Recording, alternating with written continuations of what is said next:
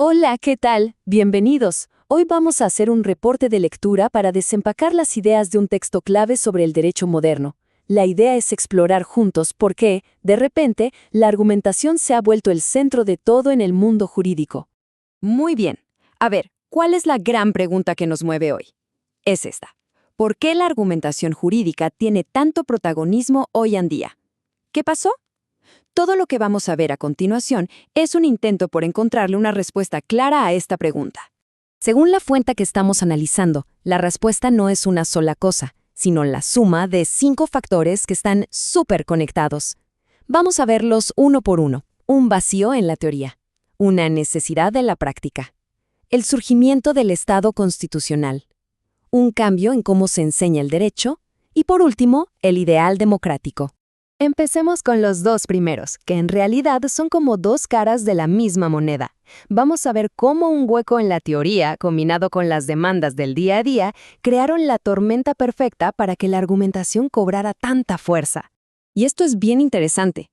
Resulta que las grandes teorías sobre el derecho del siglo XX, aunque parezca increíble, no le prestaron mucha atención a cómo se argumenta. Se enfocaron en otras cosas y dejaron un vacío enorme, un espacio que alguien tenía que llenar para entender cómo funciona el derecho de verdad.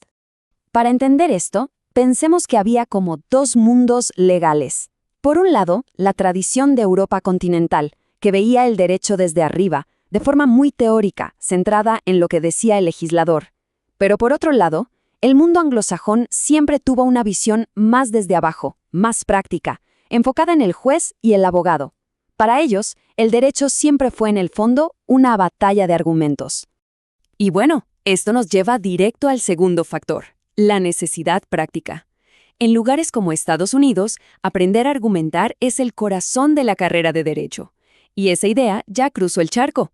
Por ejemplo, en España, después de su Constitución del 78, se empezó a exigir que las sentencias estuvieran mejor fundamentadas, mejor argumentadas. Incluso los jurados ahora tienen que explicar por qué llegaron a su veredicto. Cada vez es más claro que la práctica del derecho es el arte de argumentar. Ok, pasemos ahora al tercer factor.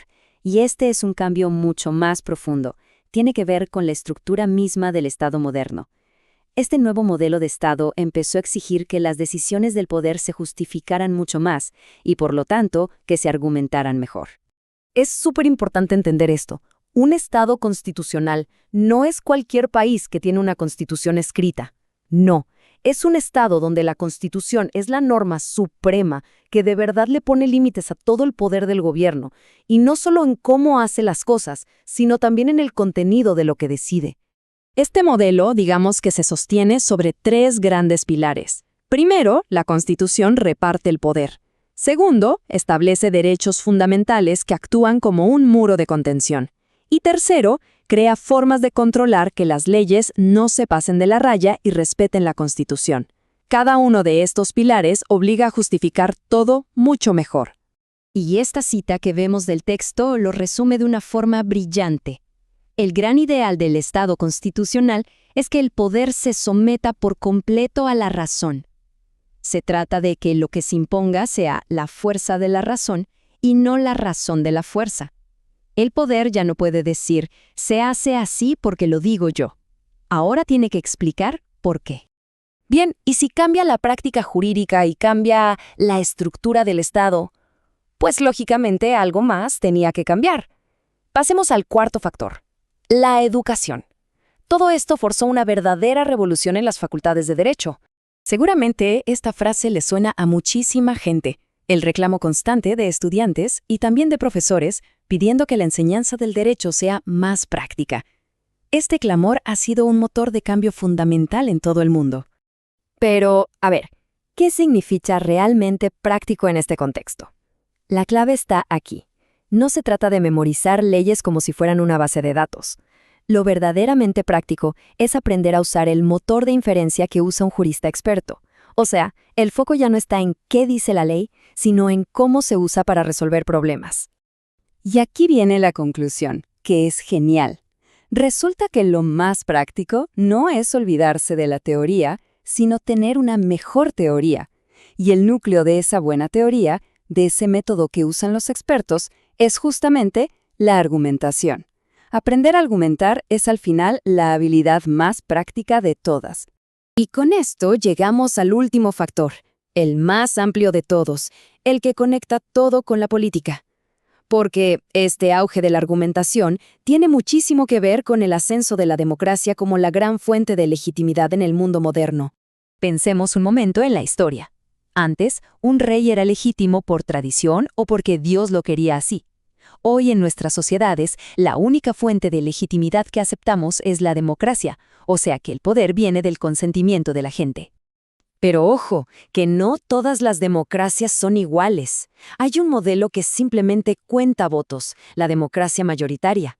Pero hay otro ideal, el de la democracia deliberativa, donde la meta no es solo sumar preferencias, sino transformarlas a través del diálogo y la razón. Aquí, argumentar no es solo para ganar, sino para encontrar juntos la mejor solución. Y este es el punto clave. Para que ese ideal funcione, se necesita una ciudadanía que sea capaz de argumentar de forma racional y competente sobre los asuntos de todos. La argumentación deja de ser una herramienta solo para juristas y se convierte en una virtud cívica fundamental. Y así, uniendo todas las piezas, tenemos el panorama completo. Teníamos un vacío teórico, una necesidad práctica que no paraba de crecer, un nuevo modelo de Estado que exige justificación, una educación que tuvo que cambiar su enfoque y, como telón de fondo, el ideal de una democracia basada en la razón. Todo apunta en la misma dirección. Al final del día, todos estos factores nos llevan a una misma idea central, a una transformación cultural y política enorme, el sometimiento completo del poder, de todo el poder, a los mandatos de la ley y, sobre todo, de la razón. Para terminar, nos queda una última reflexión, una pregunta que va más allá del derecho y nos toca a todos.